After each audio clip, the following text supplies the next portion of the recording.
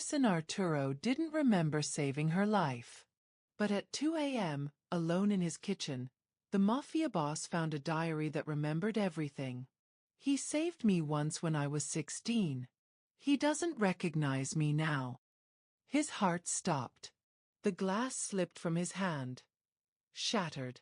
Then she walked in. Mirabelle. His maid. The woman he'd looked through for 6 months like she was nothing. Her face went white seeing him hold her truth. "You've been in my house this whole time." Harrison's voice was deadly quiet. "Watching me." She didn't deny it. "Why?" That's when everything shattered. You are welcome, my viewers. Thanks for always following up on the channel. Kindly tell us in the comments section the exact time and location you are watching from. We would love to know so we can serve you better. The mansion was silent at 2:47 a.m., the kind of silence that pressed against the walls like a living thing. Harrison Arturo stood in the center of his sprawling kitchen, barefoot on cold marble, a glass of whiskey forgotten in his hand. Sleep had abandoned him hours ago. It usually did. Nightmares had a way of keeping a man like him awake, reminding him of every choice, every order, every body that had dropped at his command. He set the glass down on the black granite countertop, the soft clink echoing in the cavernous space. Stainless steel appliances gleamed under the recessed lighting, everything pristine, everything controlled. Just like his life. Just like the empire he'd built from blood and brutality. That's when he saw it. A worn leather diary, small and unassuming, resting near the industrial sink. Brown, cracked at the edges. The kind of thing that had been carried and cherished and held close. Someone had left it behind. One of the staff, probably. His estate employed dozens.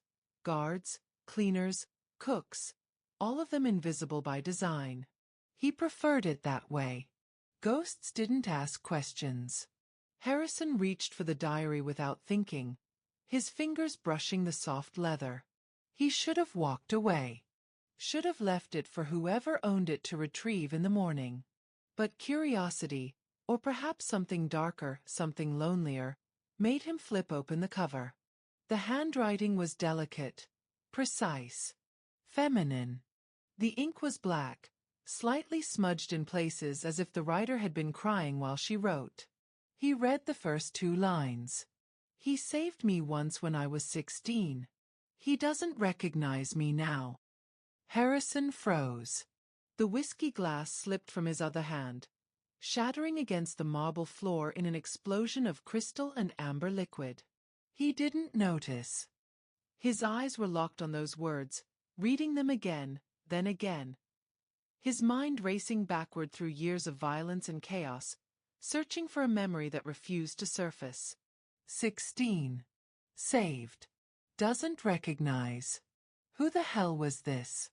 His pulse quickened, a rare sensation for a man who'd trained himself to remain calm while ordering executions. His hands tightened around the diary, knuckles whitening. He flipped to the next page, hunger rising in his chest, but before he could read further. "Oh my God!" The voice came from the doorway, soft and horrified. Harrison's head snapped up. She stood there in the shadows just beyond the kitchen's archway, her dark skin catching the subtle glow of the hallway nightlights. Mirabelle Eddy. His maid. The one who cleaned his study, who left fresh flowers on his desk, who moved through his home like a whisper. He'd hired her 6 months ago through his head of staff and had barely looked at her since. She was just another face, another pair of hands keeping his world in order. But now, she wasn't invisible. Now, she was staring at the diary in his hands like he'd just ripped out her heart and held it up to the light. "That's..." Her voice cracked. She stepped forward into the kitchen, her movements jerky, panicked. She wore simple cotton pajamas, her hair wrapped in a silk scarf, her feet bare. She must have realized she'd left the diary and come back for it. "That's mine. Please." Harrison didn't move. His dark eyes fixed on her, reading her the way he read threats, the way he read leverage, fear, desperation, and underneath it all, something that looked dangerously like longing. "You wrote this," he said. It wasn't a question. Mirabelle stopped 3 feet away from him, her chest rising and falling too quickly. "Please. Just give it back. I didn't mean to leave it. I was making tea earlier and I must have." Her words tumbled over themselves, frantic. "It's private. It's nothing. Just, please." "He saved me once when I was 16, Harrison quoted softly, his voice like gravel and smoke. "He doesn't recognize me now." The color drained from Mirabelle's face. "Who am I to you?" Harrison asked, setting the diary down on the counter between them but not releasing it. His fingers still rested on the leather cover, possessive. "Because this," he tapped the diary once. "This is about me, isn't it?" Mirabelle's hands trembled at her sides. She looked at the broken glass on the floor, at the spilled whiskey pooling near his bare feet, at anything but his face. "I don't know what you're talking about. Don't lie to me." His voice dropped lower. Dangerous. "I've heard every kind of lie there is. Yours won't sound any different."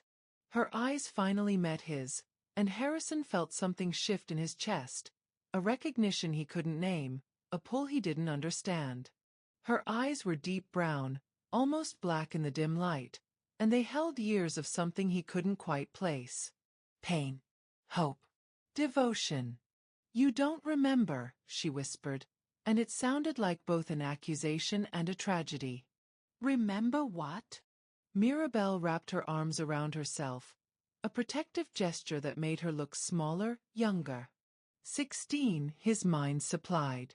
She said 16. "It doesn't matter. It was a long time ago.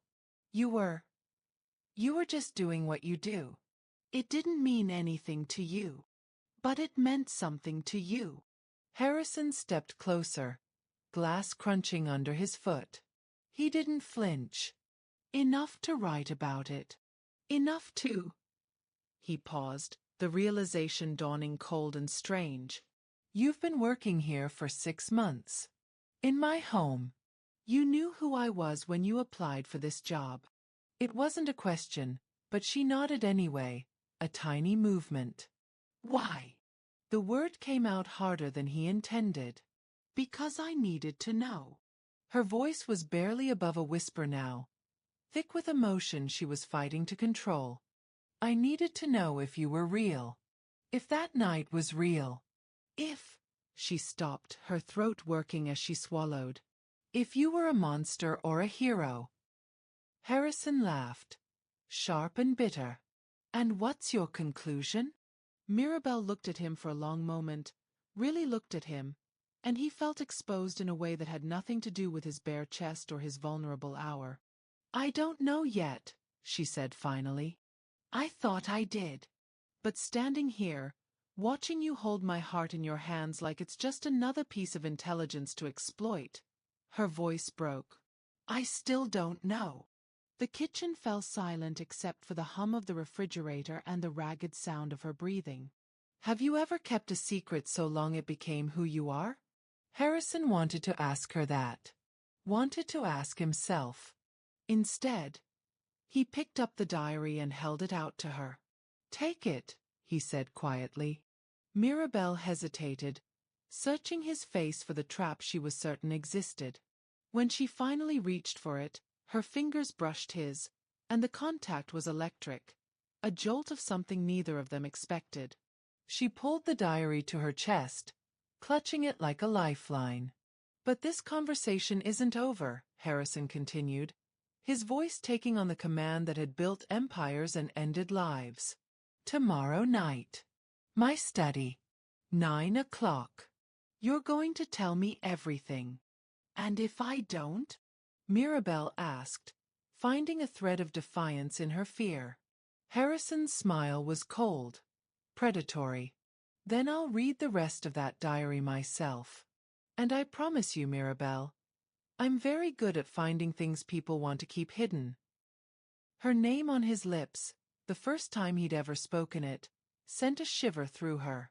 She backed toward the doorway, the diary pressed so hard against her chest it must have hurt.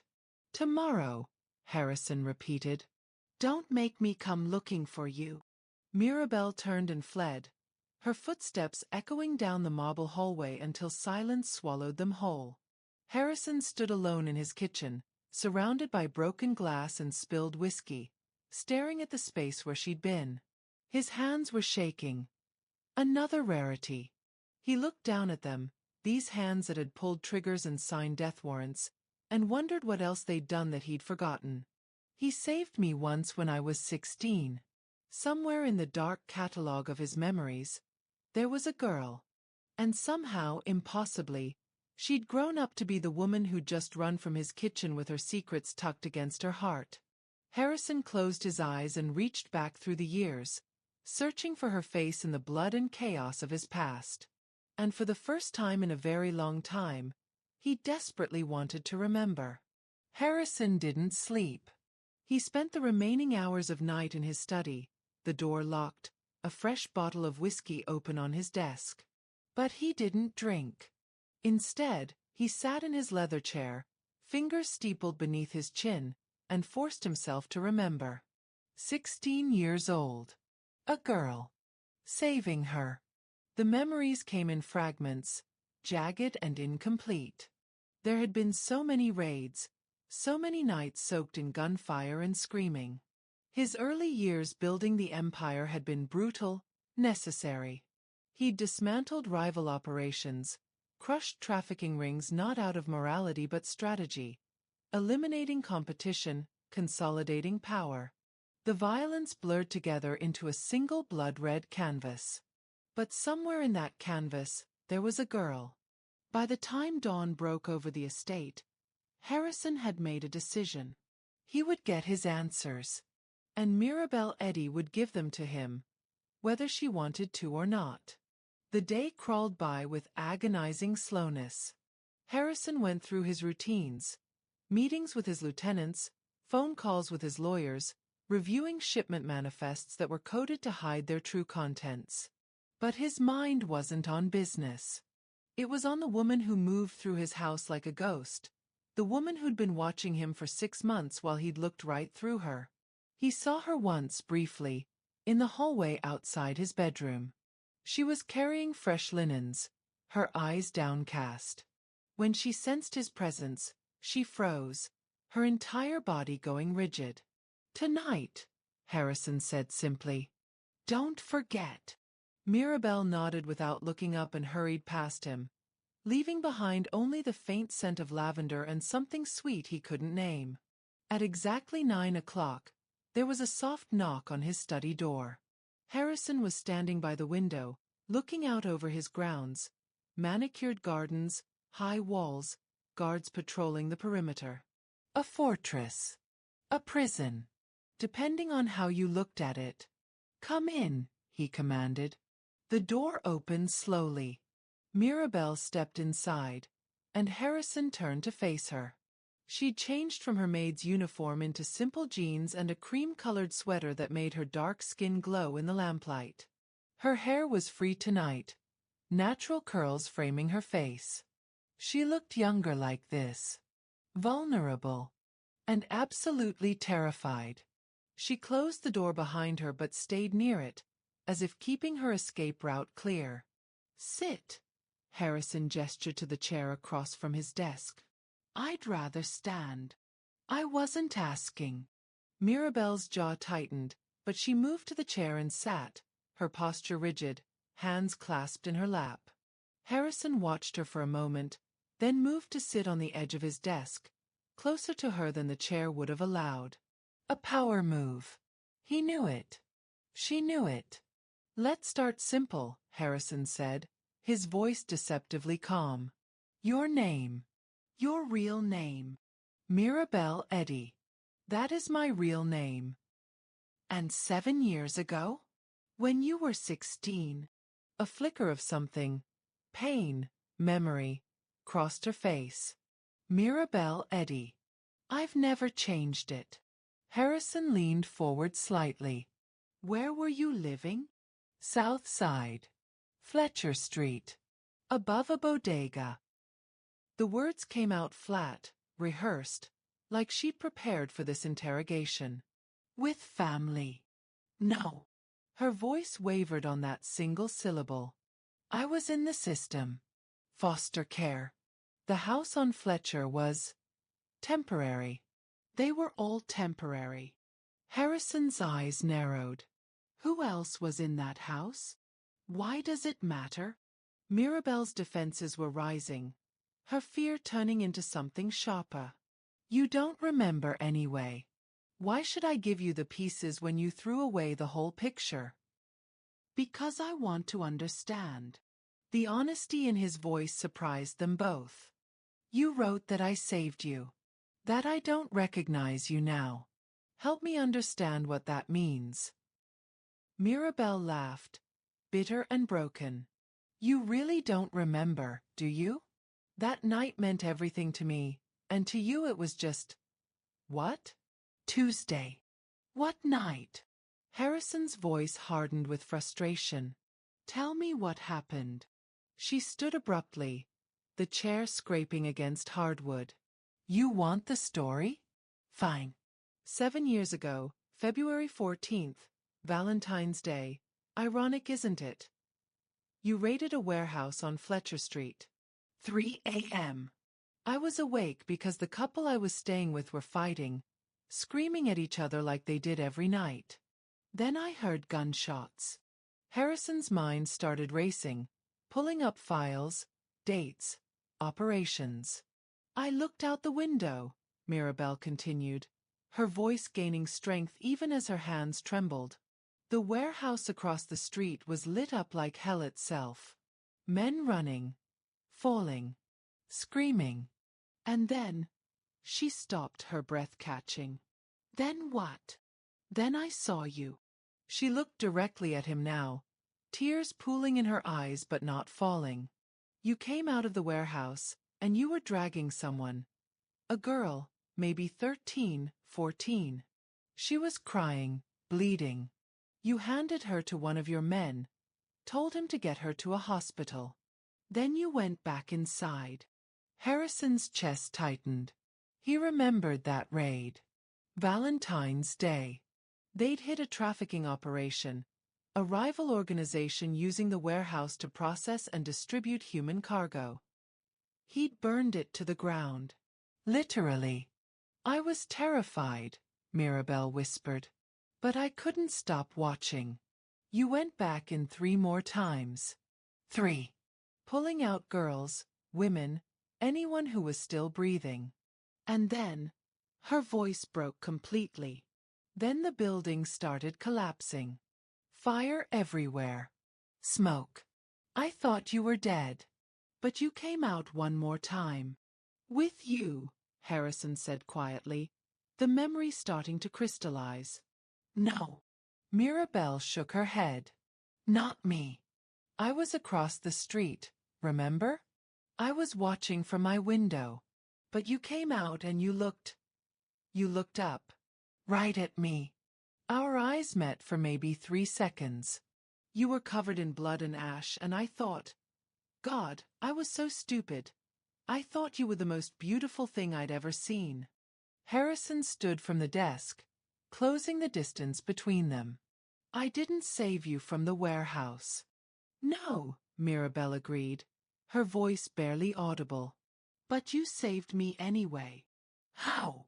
She wiped at her eyes with the back of her hand, frustrated by the tears that finally fell.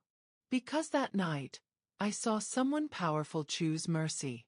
I saw someone who could have just killed everyone and walked away. But you didn't.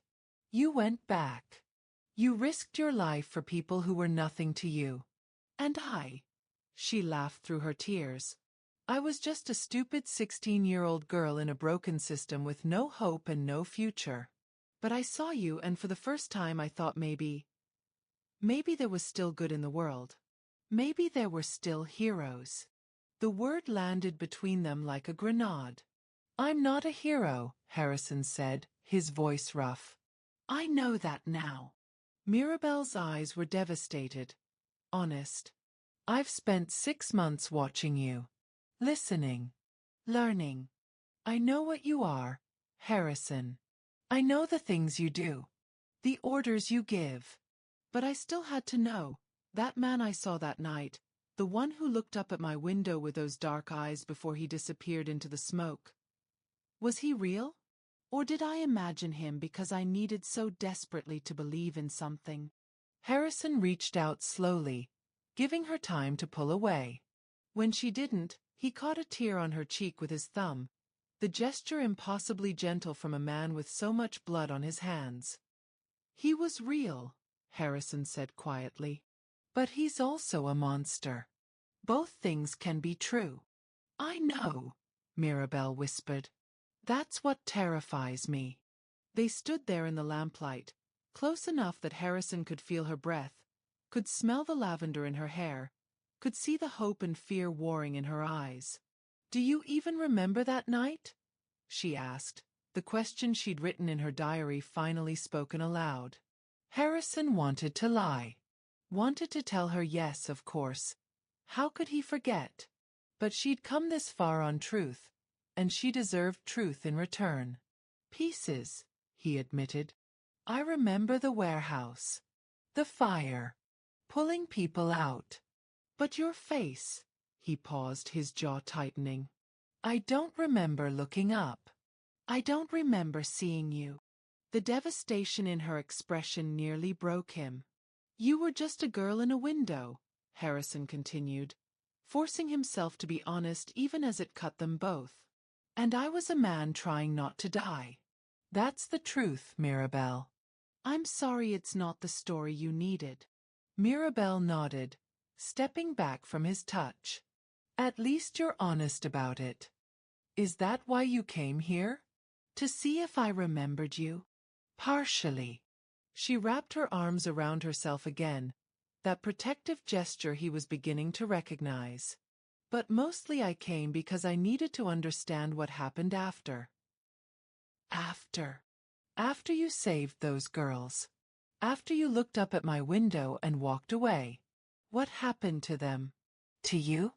Did it mean anything, or was it just another night in your empire of blood? Harrison turned away from her, moving back to the window. Outside, his guards patrolled in their usual patterns. Predictable. Controlled. Safe. The girls went to hospitals, safe houses, some back to families, he said. The warehouse burned. The rival organization collapsed. I took their territory. Business. The word tasted like ash in his mouth. So it was just strategy, Mirabelle said. Not mercy. Not heroism. Just you eliminating competition. Yes. Harrison's reflection in the window looked like a stranger. But that doesn't change the fact that those girls lived. Why does it matter if the outcome is the same? Of course it matters. Mirabelle's voice rose with passion. Intent is everything. If you only saved them to serve yourself, then you're exactly the monster everyone says you are. Harrison spun to face her, something dangerous flickering in his eyes. And what if I am? What if there is no hero in this story, Mirabelle? What if you've spent 7 years chasing a ghost that never existed? Then I've wasted my whole life, she said simply, and the raw honesty of it silenced him completely. The study fell quiet except for the ticking of an antique clock on the mantel. Why didn't you just leave? Harrison asked finally. Why track me down? Why risk working in my house? Getting close to a man you know is dangerous. Mirabelle met his eyes, and in hers he saw 7 years of longing, wondering, hoping against hope. Because, she said softly, you were the first person who ever made me believe I mattered. Even if you didn't know I existed. Even if it was just 3 seconds of eye contact across a burning street. You looked up, Harrison. And in that moment, I wasn't invisible anymore. Harrison's heart, That muscle he'd trained to be cold and efficient, cracked. You wanted to know if I was a monster or a hero, he said, his voice low and rough. I still don't have an answer for you. Neither do I, Mirabelle whispered. But neither of them moved to leave. Harrison broke the silence first, his voice taking on the cold edge of command that had built his empire. You can't stay here. Mirabelle blinked, pulled from the emotional rawness of the moment back into harsh reality. What? Working in this house. Living on my property. Harrison moved behind his desk, putting distance between them, rebuilding walls. You need to leave. Tonight. I'll arrange transportation, give you 6 months severance, a reference letter that will open doors anywhere you want to go. You're firing me? Disbelief colored her voice. After everything I just told you? I'm protecting you. Harrison pulled open a drawer, removing a checkbook. His movements were efficient, controlled. People who get close to me end up dead or damaged. You've already spent 7 years carrying this. He gestured vaguely at the space between them. Whatever this is, I won't be responsible for what happens if you stay. Mirabelle stepped closer to the desk, her fear transforming into something sharper. You don't get to make that choice for me. Yes, I do. Harrison's pen scratched across the check, the sound harsh in the quiet study. This is my house. My rules. You're nothing. Mirabelle finished, her voice cutting. Is that what you were going to say? That I'm nothing to you, so you can just dismiss me like every other person who's tried to get close? Harrison's hand stilled on the check. I was going to say you're a liability. Same thing in your world. She laughed, bitter and sharp. I should have known. The moment I became real to you, the moment I stopped being invisible, you'd find a way to make me disappear. That's not, Harrison started, but she cut him off. Save it. Mirabelle turned toward the door, her movements jerky with anger and hurt. I'll be gone by morning. You can go back to pretending that night never happened, that I never existed, that you're just a monster with no capacity for anything else. Mirabelle, wait. But she was already at the door, her hand on the knob. The explosion of sound came from outside. Sharp, unmistakable. Gunfire. Both of them froze. Harrison's instincts kicked in immediately. He was around the desk in seconds, grabbing Mirabelle's arm and pulling her away from the door. Get down. What's happening? Her eyes were wide, the anger replaced by fear. More gunshots, closer now. Shouting. The sound of his guards engaging with intruders. Harrison's mind raced through possibilities. Rival families, vengeful enemies, law enforcement. The list was endless when you'd built an empire on blood. Stay here, Harrison commanded, releasing her arm to move toward a painting on the wall. He swung it aside, revealing a safe. His fingers flew over the combination. Harrison! I said stay here. He pulled a handgun from the safe, checked the magazine with practiced efficiency. Lock the door behind me. Don't open it for anyone except. The study door burst open. 3 men in tactical gear flooded in, weapons raised. But these weren't Harrison's guards. The insignia on their vests made his blood run cold. The Kovac family. Serbian Mafia. An organization he'd crossed 6 months ago over a disputed shipping route. Harrison Arturo, the lead man said, his accent thick, his smile predatory. We've been waiting for an opportunity like this. And look. His eyes landed on Mirabelle, who'd pressed herself against the wall. You've even provided us with leverage. Harrison raised his weapon, but he was outnumbered and outgunned. She has nothing to do with this. Doesn't she? The man stepped closer, his gun never wavering from Harrison's chest. Our intelligence says she's been living here for 6 months. Working in your house. That makes her important. That makes her useful. She's a maid, Harrison said coldly, every word calculated. One of dozens. You want leverage? She's worthless. Mirabella flinched at the word, and Harrison hated himself for it, but he had to make them believe she meant nothing. The lead man laughed. If she's worthless, you won't mind if I put a bullet in her head right now. He swung his weapon toward Mirabelle. Harrison moved without thinking, stepping between them. His own gun now aimed directly at the man's skull. Try it and you're dead before she hits the ground. The room went deadly still. The man said, his smile widening. So she is important. How interesting. Harrison's jaw clenched. He'd just revealed exactly what he'd been trying to hide. Years of careful control, of keeping everyone at arm's length, of never showing weakness, undone in a single instinctive movement. Smart play would be to let her die, the man continued conversationally, as if they weren't all seconds from bloodshed. Prove she means nothing. Walk away clean. But you didn't. Which means the great Harrison Arturo has finally developed a conscience. Or worse. His eyes gleamed with malice. A heart. What do you want? Harrison's voice was ice over steel. The shipping route. Full concession. And 20% of your Eastern Territory revenue for the next 5 years. That's half my operation. Then she must be worth it. The man gestured to one of his companions, who moved toward Mirabelle. Don't touch her, Harrison warned, his finger tightening on the trigger. Then give us what we want. You have 10 seconds to decide. Her life or your empire. The man began counting. 10, 9, 8. Mirabelle found her voice, though it shook. Harrison, don't give them anything because of me.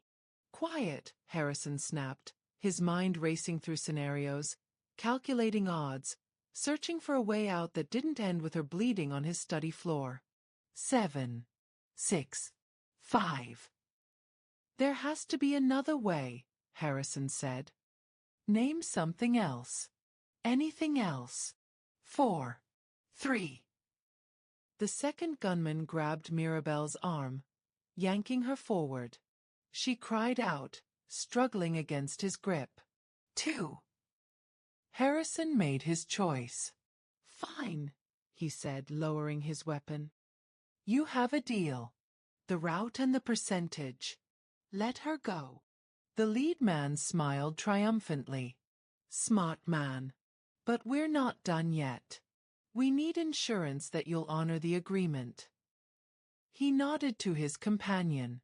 Take the girl. That wasn't the deal. Harrison's voice turned lethal. The deal was her life for your empire. She's alive, isn't she? But she comes with us until the contracts are signed and the transfers are complete. Call it collateral. Harrison's entire body went rigid.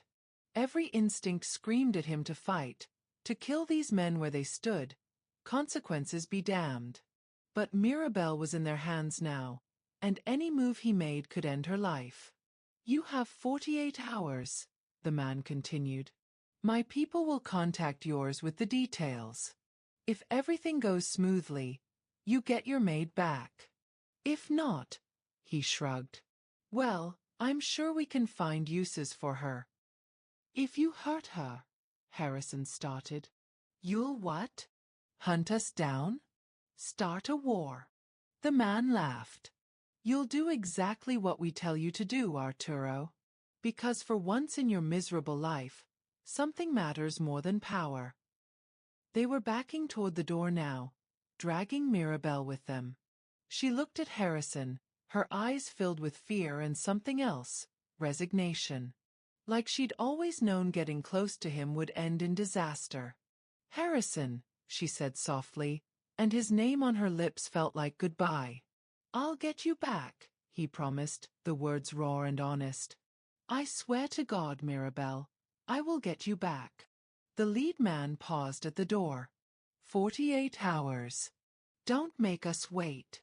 Then they were gone, taking Mirabelle with them, leaving Harrison standing alone in his study with a gun in his hand and the sound of his own pulse thundering in his ears. He stood there for 30 seconds, maybe a minute, his mind blank with rage and fear. Then training took over. He crossed to his desk, grabbed his phone, and started making calls. "We have a situation," he said when his head of security answered.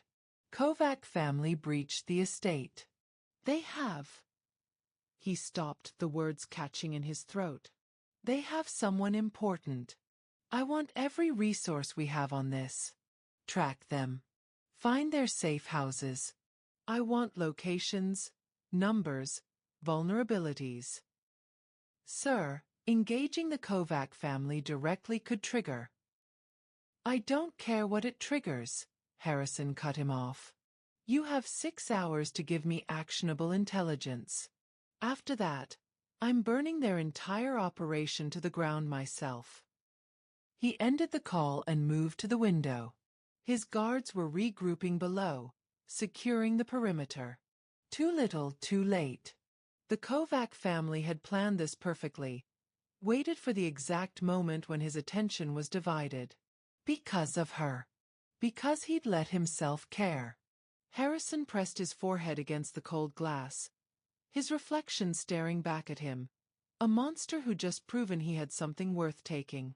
7 years ago, he'd looked up at a window and seen a girl. He hadn't known it then, but in that moment, something had changed. Some small buried part of him had registered her presence, filed it away in the depths of his memory. And now that girl was in the hands of his enemies because he'd been too weak to hide what she meant to him. "You wanted to know if I was a monster or a hero," Harrison whispered to the empty room, to the ghost of her presence. "I'm neither. I'm just a man who's about to start a war." He turned from the window and began to plan. Mirabelle had spent 7 years tracking him down to understand what happened that night on Fletcher Street. Now he would spend every resource he had to bring her back. And God help anyone who stood in his way. The clock on the mantel ticked forward. 47 hours and 53 minutes remaining. Harrison Arturo had built an empire on calculated violence and cold strategy. But this was personal. And there was nothing calculated about the rage burning in his chest, the fear clawing at his throat, the desperate need to see her safe. She'd called him beautiful once, covered in blood and ash. He'd show the Kovac family exactly how beautiful a monster could be when someone threatened what was his. 31 hours had passed. Harrison hadn't slept, hadn't eaten, hadn't stopped moving since they'd taken her. His study had transformed into a war room. Maps spread across every surface. Photographs of Kovac family associates pinned to the walls. Laptop screens glowing with surveillance feeds and encrypted communications. His men had worked through the night, calling in every favor, pressing every source, following every lead. The Kovac family was careful, but no organization was perfect. Cracks always appeared if you knew where to look. And Harrison knew exactly where to look. "Sir." His head of security, a former Special Forces operative named Chen, entered the study with a tablet. "We've located 3 possible safe houses. This one," he tapped the screen, "has had unusual activity in the last 12 hours. Increased security, supply deliveries, communication spikes." Harrison studied the location. An industrial district on the north side. Warehouse conversions that provided both security and isolation. Smart. But not smart enough. How many guards? Best estimate? 12 to 15. Armed. Trained. This won't be a clean extraction. "I don't need clean." Harrison's voice was granite. "I need her back." Chen nodded. "We can assemble a team in 4 hours. Hit them at dawn, minimize civilian." No team. Harrison stood, moving to a cabinet where he kept his tactical gear. I go alone. Sir, that's suicide. Even for you. Harrison pulled out body armor, checked the fastenings. The Kovac family wants me to sign contracts, transfer assets. They think they have leverage. They think I'll be careful. He looked at Chen, and the former soldier actually took a step back from what he saw in Harrison's eyes. They're wrong. If you die, she dies too. Then I won't die.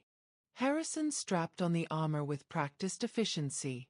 Get me building layouts, security camera locations, and a vehicle. I want blueprints within the hour. Chen hesitated, then nodded. He'd worked for Harrison long enough to know when an order was absolute. Sir, may I ask why you're doing this? Starting a war over a maid seems. Don't finish that sentence, Harrison warned softly. Chen left quickly. Harrison continued preparing, his movements automatic, his mind elsewhere. On a girl in a window. On eyes that had seen him when he was covered in blood and ash and had somehow found beauty in the monster. On Mirabelle's voice. You looked up, Harrison. And in that moment, I wasn't invisible anymore. He'd made her invisible again by trying to push her away. And now she was paying the price for his cowardice. His phone buzzed. Unknown number. Harrison answered. Arturo. The voice was Kovac's lead operative, the one who'd taken Mirabelle from his study. How are the contracts coming? Where is she? Harrison's voice was lethal calm. Safe. For now. Though she keeps asking questions. Wants to know why you'd give up so much for someone who means nothing. The man laughed.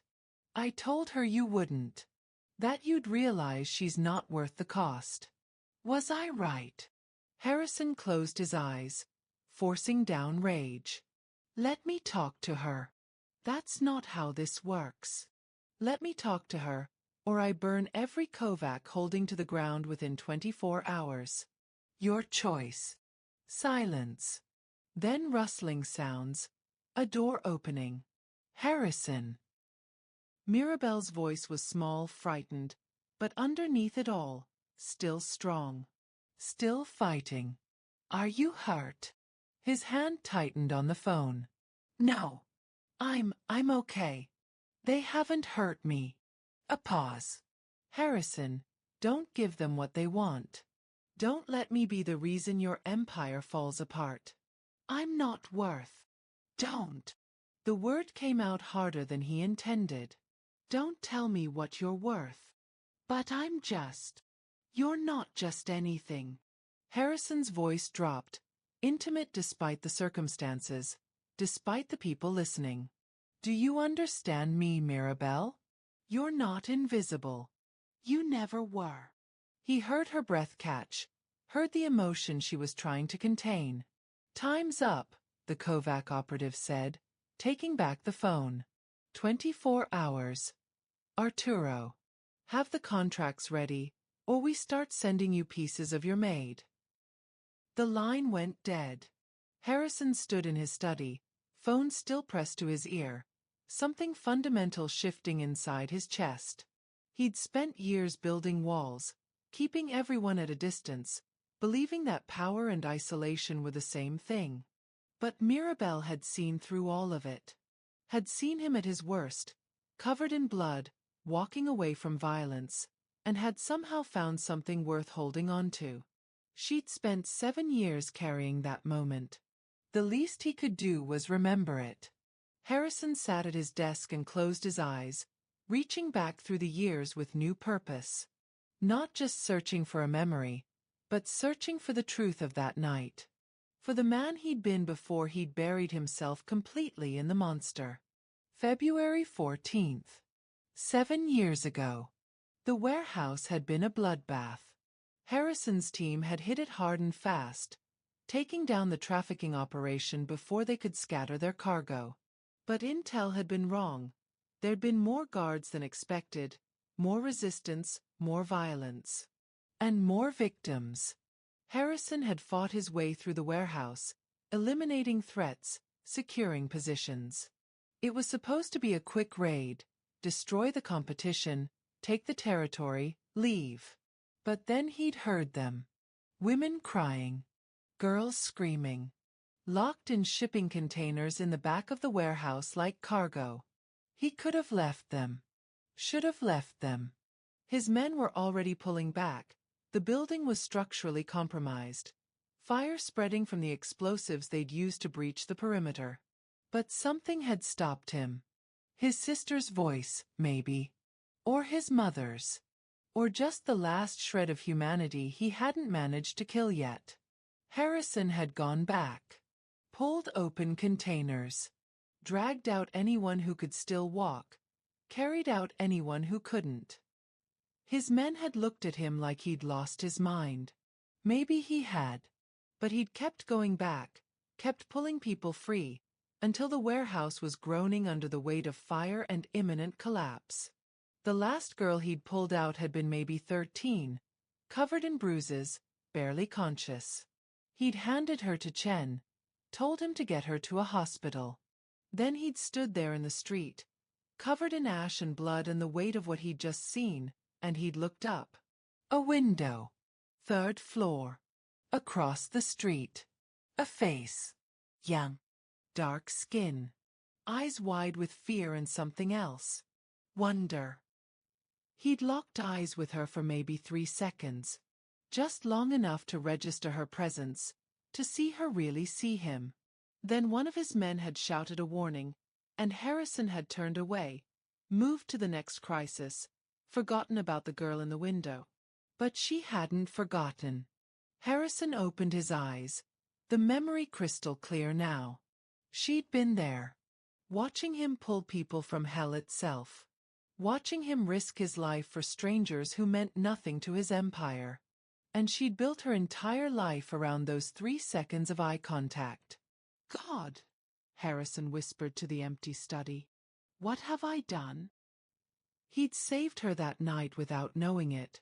Not by pulling her from fire, but by showing her that mercy still existed in the world. That monsters could choose humanity, even if only for a moment. And his reward for that forgotten kindness? 7 years later, she'd tracked him down, worked in his house, studied him, trying to reconcile the hero she'd created with the monster he'd become. Harrison stood and moved to his weapons cabinet. Chen would have the blueprints soon. The assault would be dangerous, possibly fatal. But he'd faced worse odds before. This time, though, he had something he hadn't had in years. A reason. Not strategy. Not empire. Not power. Just a girl who'd looked at him covered in blood and seen beauty. Who'd spent 7 years wondering if he was real. Who'd risked everything to find out if the man in the window had been worth remembering. Harrison loaded his weapons with careful precision, each movement a meditation. He thought about Mirabelle's diary, about the words she'd written in private, never expecting him to read them. He saved me once when I was 16. He doesn't recognize me now. But he recognized her now. Finally. Not just her face or her name, but what she represented, the part of himself he'd thought was dead. The part that had looked at suffering and chosen to act, not because it served him, but because it was right. She'd carried that memory for 7 years like a candle in darkness. Now it was his turn to carry her back to safety. Chen returned with the blueprints. Sir, I have to advise against this. The odds are irrelevant, Harrison finished. I'm going in. Alone. If I'm not back in 12 hours, assume I'm dead and execute contingency protocols. And the girl? Harrison met his security chief's eyes. If I don't come back, she's your priority. Whatever it costs. Whatever it takes. Get her out and get her somewhere safe. Somewhere far from this life. Chen nodded slowly. She must be extraordinary. She is, Harrison said quietly. She looked at a monster and saw a man. That's a kind of magic I don't deserve. Then why are you doing this? Harrison checked his final weapon, chambered around. Because 7 years ago, I saved her life without meaning to. Today, I'm going to save it on purpose. He grabbed the blueprints and headed for the door.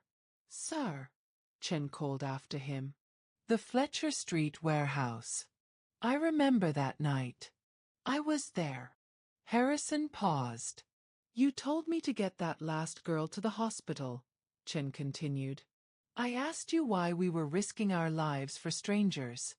You know what you said? No. You said, because someone has to. I'd never heard you say anything like that before.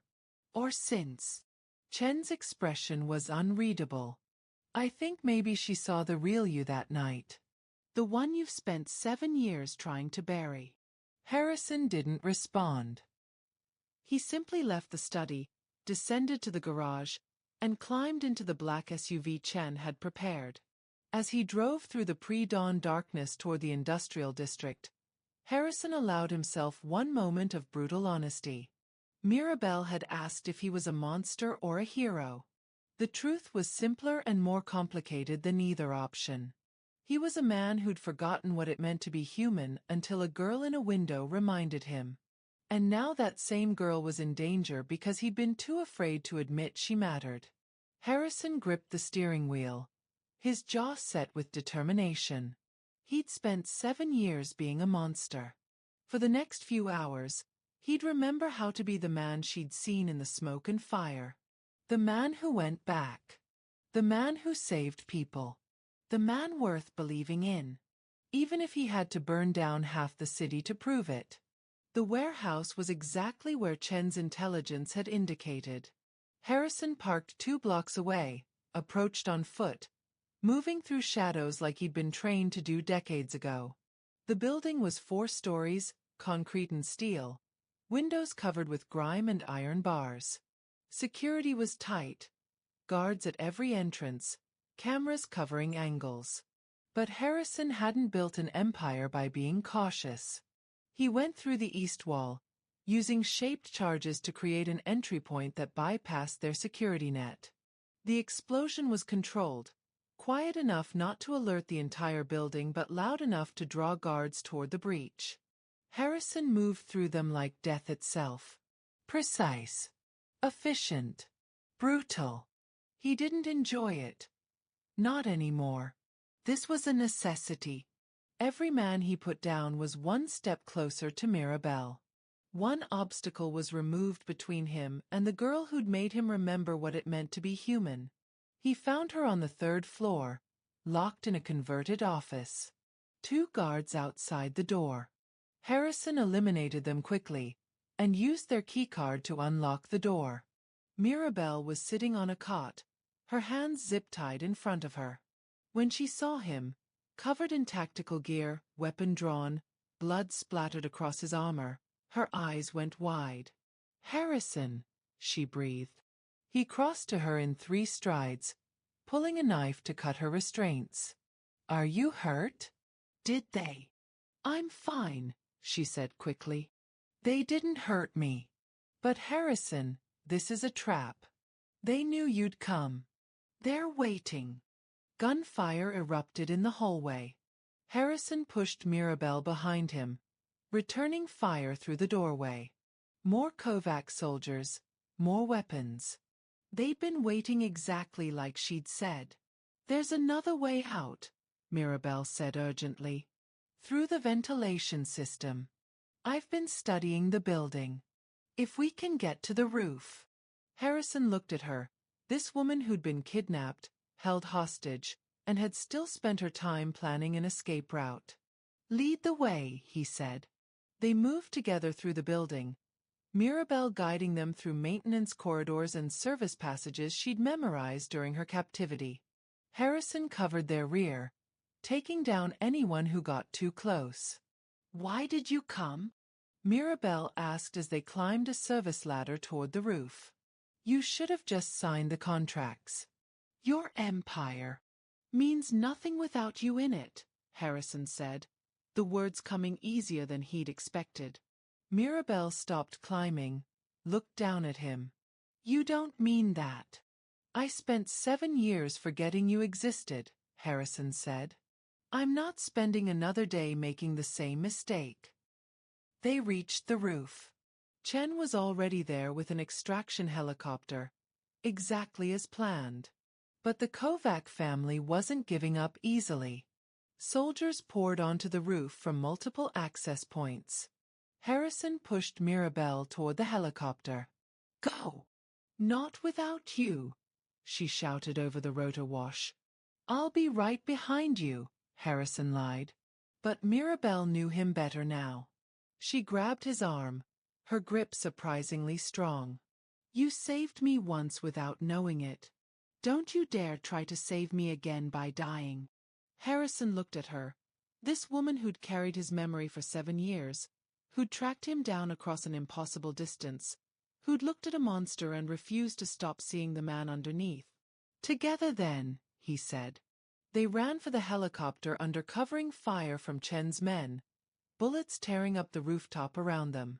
Harrison felt one graze his shoulder, another his thigh, but he didn't stop.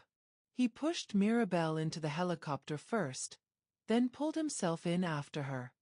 The helicopter lifted off just as Kovac soldiers reached the landing zone. They were safe. The helicopter took them to a safe house in the mountains, a place Harrison kept for emergencies. It was small, isolated, invisible to his enemies. Chen's men secured the perimeter while a medic patched up Harrison's wounds. Mirabelle sat across from him in the main room, a blanket wrapped around her shoulders, watching the medic work with worried eyes. You got shot, she said quietly. Grazed, Harrison corrected. I've had worse. That's supposed to make me feel better? Harrison dismissed the medic once the wounds were cleaned and bandaged. Then he sat back, studying Mirabelle in the firelight. She looked exhausted, traumatized, but still strong. Still fighting. You never answered my question, Mirabelle said. Why did you come for me? Why risk everything? Harrison was quiet for a long moment. Then he began to speak. His voice low and honest in a way it rarely was. I had a sister, he said. Isabella. She was 14 when she disappeared.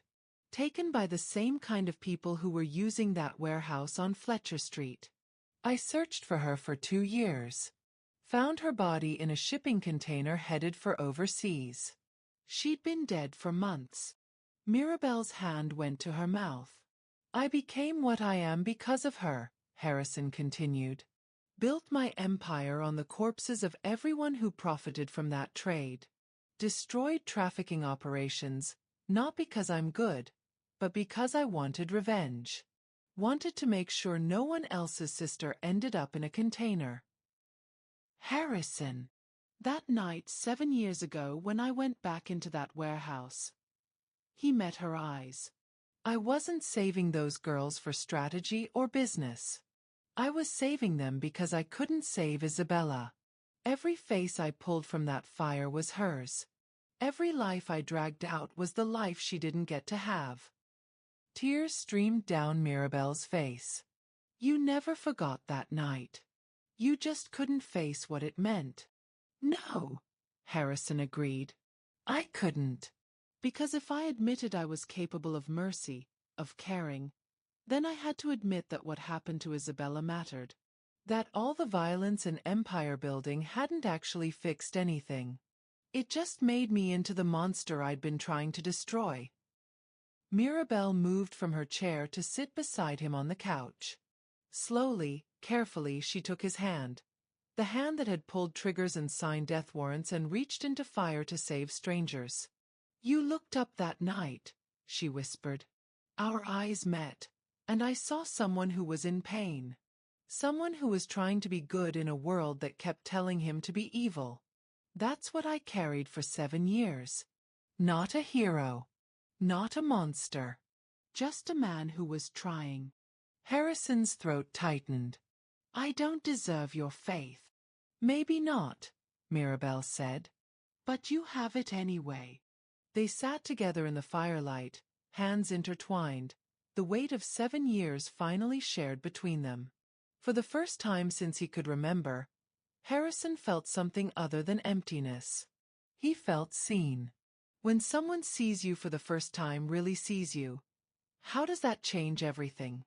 The peace lasted exactly 18 hours. Harrison received the call just after dawn. Chen's voice was grim. Sir, we have a problem. The Kovac family has gone to the other families.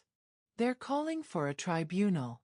They say you violated the accords by attacking their operation without formal declaration of war. Harrison's jaw tightened. And if you don't appear before the tribunal in 48 hours, every family in the city has agreed to come after you. This becomes total war. Harrison looked at Mirabelle, still sleeping on the couch where she'd finally collapsed from exhaustion. She looked peaceful, safe, everything he'd fought to give her. And now his world was about to burn it all down. I'll handle it, Harrison said. When Mirabelle woke, he was already dressed, armed, preparing to leave. Where are you going? She asked. Back to the city. There are things I need to resolve. I'm coming with you. No. Harrison's voice was firm. You stay here. You're safe here. Harrison. This is my world, Mirabelle. My consequences. You don't belong in it. Something in her expression hardened. Don't do this. Don't push me away again. I'm not pushing you away, Harrison said, though they both knew he was lying. I'm protecting you. By making me invisible again? Mirabelle stood, anger and hurt warring in her eyes. By deciding what I can handle without asking me? You don't understand what's coming. Then explain it to me. Her voice rose. Stop treating me like I'm fragile. Stop treating me like I'm just someone you need to save. I tracked you down, Harrison. I worked in your house for 6 months. I survived being kidnapped by your enemies. I'm stronger than you think. I know you're strong, Harrison said quietly. That's not the point. Then what is the point? Harrison looked at her. This woman who'd rebuilt her life around 3 seconds of eye contact, who'd refused to let him hide behind his walls, who'd seen through every defense he'd built. The point is I can't lose you, he said, the admission raw. I can't let you become collateral damage in a war I started. If something happened to you because of me, you think pushing me away will keep me safe? Mirabelle's laugh was bitter. You think distance will protect me from your world? Harrison, I've been in your world since I was 16. Since you looked up at my window and changed my entire life. You don't get to decide I'm not part of it now. Mirabelle. You were right, she said, cutting him off. You're not a hero. But you're not just a monster either. You're a coward. A man so terrified of caring about something that you'd rather destroy it yourself than risk losing it. The words hit like bullets. Harrison's expression went cold, defensive walls slamming back into place. If that's what you think of me, maybe you should have stayed invisible. Mirabelle flinched as if he'd struck her. Maybe I should have. The silence between them was devastating. Harrison turned toward the door. Chen's men will keep you safe. When this is over, I'll make sure you have everything you need to start somewhere new. Away from me. Away from all of this. That's your answer? Mirabelle's voice broke. After everything, you're just going to walk away? Harrison paused at the door, his back to her. 7 years ago, walking away saved your life. Maybe it's time I did it again. He left without looking back. Behind him, Mirabelle stood in the safe house, tears streaming down her face, her heart shattering into pieces that felt impossible to rebuild. The tribunal was held in a neutral location, An old church that had been repurposed for exactly these kinds of meetings. Every major family in the city had representatives present. The Kovac family sat at the center, their patriarch smiling like a predator who'd finally cornered his prey. Harrison entered alone, unarmed as the accords required. He could feel every eye on him, could sense the anticipation. They wanted him to fall, wanted to see his empire crumble. Harrison Arturo, the Kovac patriarch, began. You stand accused of violating the accords, of attacking a family operation without formal declaration. What say you? Harrison could have argued, could have pointed out that they'd kidnapped someone under his protection first, could have played the political game he'd mastered over decades. Instead, he thought about Mirabelle's words. You're a coward. She was right. He'd spent 7 years hiding from anything that made him feel human.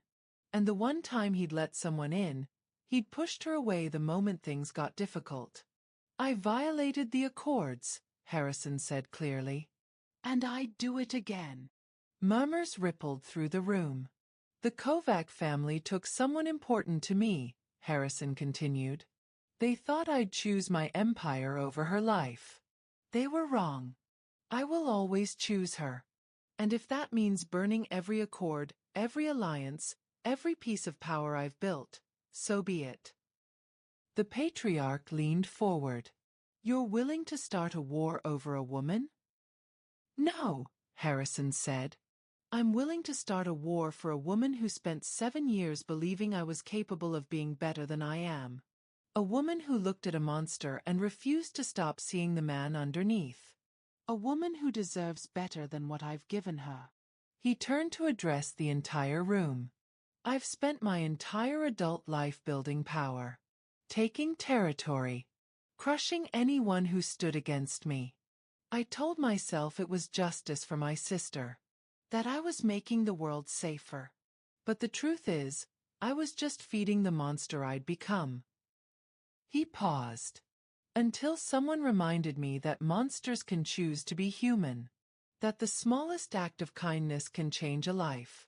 That being seen, really seen, is worth more than any empire. Harrison met the Kovac patriarch's eyes. So here's my offer. Take half my territory. Take the shipping routes. Take whatever you want. But the woman you took from me is off limits. Now and forever. You touch her again, you even think about her, and I will dedicate every remaining resource I have to destroying you completely.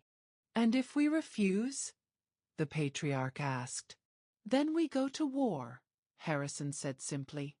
And I promise you, a man with nothing left to lose is far more dangerous than a man trying to protect his empire. The room fell silent. The patriarch studied Harrison for a long moment. Then, surprisingly, he laughed. You're serious. You'd actually give up everything for her? Yes. Then perhaps, the patriarch said slowly, you're not the monster everyone thinks you are. The accords will stand. The Kovac family will accept your territorial concessions as restitution. And we will leave your woman alone. He stood, extending his hand. But Harrison? If you're going to choose humanity over empire, you'd better actually choose it. Don't waste the second chance by being the coward she thinks you are. Harrison shook his hand, the deal sealed. As he left the church, his phone was already out, calling Chen. Get me back to the safe house. Now. Harrison found Mirabelle in the safe house kitchen. Of all places, the kitchen, sitting at the small table with her diary open in front of her. She was writing, her hand moving across the page in quick, determined strokes. She looked up when he entered, her expression guarded. You came back, she said quietly. I'll always come back, Harrison replied. I'm sorry it took me so long to realize that. Mirabelle set down her pen. The tribunal? Resolved. It cost me half my empire, but, Harrison moved closer, kneeling beside her chair so they were eye level. I finally understand what you tried to tell me. Power means nothing if you're alone. An empire means nothing if you've lost your humanity building it. Harrison, let me finish, he said gently. 7 years ago, I saved you without knowing it. I looked up at your window for 3 seconds and changed your entire life. But what I didn't realize until now is that you saved me too. You spent 7 years carrying the memory of a man I'd forgotten how to be. You tracked me down. You refused to let me hide behind my walls. You looked at the monster I'd become and refused to stop seeing the man I'd been. Tears welled in Mirabelle's eyes. I'm not a hero, Harrison continued. I'm not even a good man. I've done terrible things, hurt people, built my empire on blood and violence. But you make me want to be better. You make me remember that the smallest kindness can change a life. That being seen matters. That choosing humanity over power isn't weakness. It's the only choice worth making. He took her hands in his. I can't erase my past. Can't undo the things I've done. But I can choose who I want to be from this moment forward. And I choose to be the man you saw in the smoke and fire. The man who goes back. The man who saves people. The man worth believing in. Even if he's imperfect? Mirabelle whispered. Even if he's still figuring out how to be human? Especially then, Harrison said. Because you taught me that we don't have to be perfect to be worth saving. We just have to be willing to try. Mirabelle pulled him close, wrapping her arms around him, and Harrison held her like she was the most precious thing in his world. Because she was. They stayed like that for a long moment. Two broken people choosing to be whole together. Finally, Mirabelle pulled back slightly, picking up her diary. Do you want to know what I was writing? Only if you want to tell me. She smiled, the first genuine smile he'd seen from her since the kidnapping. I was writing a new entry. The first 2 lines say, he saved me once when I was 16. Today I saved him back. Harrison's throat tightened. You did. You saved me from becoming completely lost. We saved each other, Mirabelle corrected. That's how this works. She closed the diary, set it aside, and took both his hands again. So what happens now? She asked. You've given up half your empire. The families know I matter to you. This life, it's dangerous, Harrison. It always will be. I know, Harrison said. But I'm done making decisions for you. Done pushing you away to protect you. If you want to walk away, build a life somewhere far from this world, I'll make sure you have everything you need. But if you choose to stay... He paused, his dark eyes intense on hers. If you choose to stay, I promise to spend every day proving that I'm worth the faith you've had in me. That's a big promise, Mirabelle said softly. It's one I intend to keep. Mirabelle studied his face. This man who'd been a monster and a hero and everything in between. This man who'd saved her without knowing it, then saved her again on purpose. This man who'd finally learned that the smallest kindness could change a life. I choose to stay, she said. Not because I need you to save me, but because I want to build something with you. Something real. Something that proves we're both more than our pasts. Harrison kissed her then, gentle and reverent, like she was the answer to a question he'd been asking his entire life. When they finally pulled apart, Mirabelle rested her forehead against his. No more pushing me away, she said. No more making yourself invisible to avoid being hurt. We face things together now. Together, Harrison agreed. Outside, the sun was setting over the mountains, painting the sky in shades of orange and gold. Inside the safe house kitchen, the same room where this journey had truly begun, where Harrison had first read those devastating words in her diary, 2 people who'd been invisible to each other for 7 years finally saw each other completely. Harrison Arturo had learned that the smallest act of kindness could reshape a life forever. That what we dismiss, others may treasure. That what we forget, others remember. And Mirabel Eddy had learned that sometimes the people we save end up saving us back. Sometimes the people we save end up saving us. Who in your life has changed you without even knowing? Share your story below. They had a long road ahead. Healing, rebuilding, learning to trust fully. Harrison's world was still dangerous, still complicated. But they would face it together, no longer invisible to each other, no longer hiding from the connection that had started with 3 seconds of eye contact across a burning street. In the kitchen where it all began, they started writing a new story. One where kindness was remembered. One where monsters learned to be human. One where being seen was the greatest gift of all.